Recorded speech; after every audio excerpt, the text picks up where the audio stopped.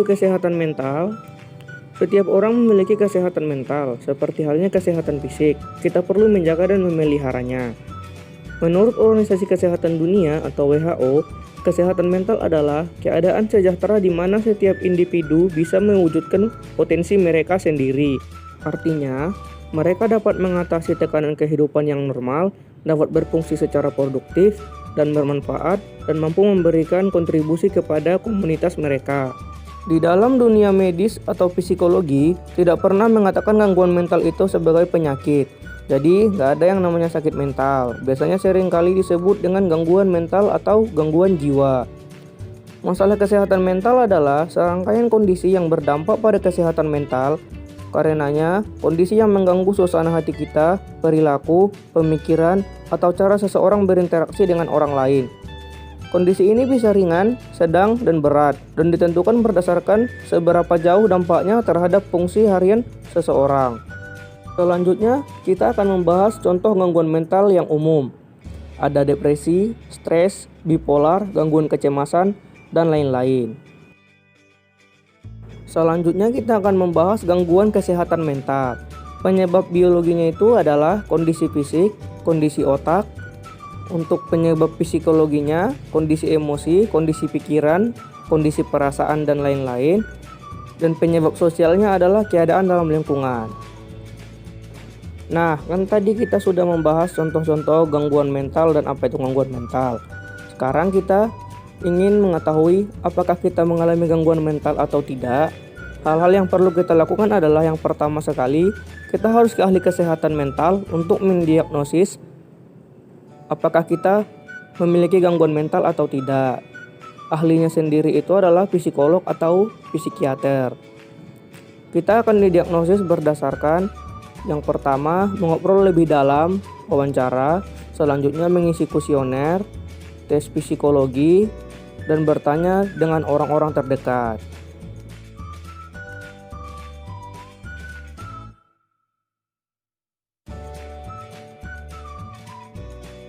Ada beberapa penyebab gangguan kesehatan mental saat pandemi virus corona, seperti ketakutan terhadap wabah, rasa terasing selama menjalani karantina, kesedihan dan kesepian karena jauh dari keluarga atau orang yang dikasihi. Hal-hal tersebut tidak hanya berdampak pada orang yang memiliki masalah kesehatan mental, seperti depresi atau gangguan kecemasan umum, namun dapat juga mempengaruhi orang yang sehat secara fisik dan mental. Kesehatan mental menurut Islam, yang pertama, bahwa orang yang bahagia adalah orang yang mentalnya sehat, yang ditandai oleh perasaan senang, bahagia, ceria, optimis, dan memancarkan hal-hal yang baik. Teman-teman ada yang tahu bahwa memiliki mental yang sehat itu sangat penting. Mengapa? Karena kesehatan mental sangat berpengaruh terhadap perasaan, kecerdasan, kelakuan, dan kesehatan jasmani. Yang kedua, bahwa orang yang mentalnya sehat amat bergantung kepada cara orang menghadapi suatu persoalan.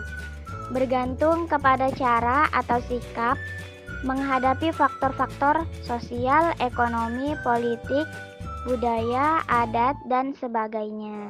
Yang ketiga, Islam memiliki ajaran dan petunjuk yang dapat menyehatkan mental seseorang dengan cara memberikan petunjuk yang tepat dan benar, seperti sikap memandang yang lebih rendah dalam bidang ekonomi, memandang bahwa memberi lebih baik daripada meminta, karena orang yang memberi merasa hidupnya berarti bagi orang lain, dan termasuk orang yang cerdas dalam memanfaatkan harta dan benda. Dan untuk yang keempat, teman-teman, agar senantiasa kita dapat memandang sesuatu dengan benar, maka kunci utamanya adalah dengan membersihkan hati dari pengaruh duniawi atau harta benda, pangkat, kedudukan, dan sebagainya. Dengan cara yang bagaimana? Dengan cara ingin bertemu dengan Tuhan, maksudnya muhasabah, muaqabah, mujahadah, muatabah, dan mukasyafah.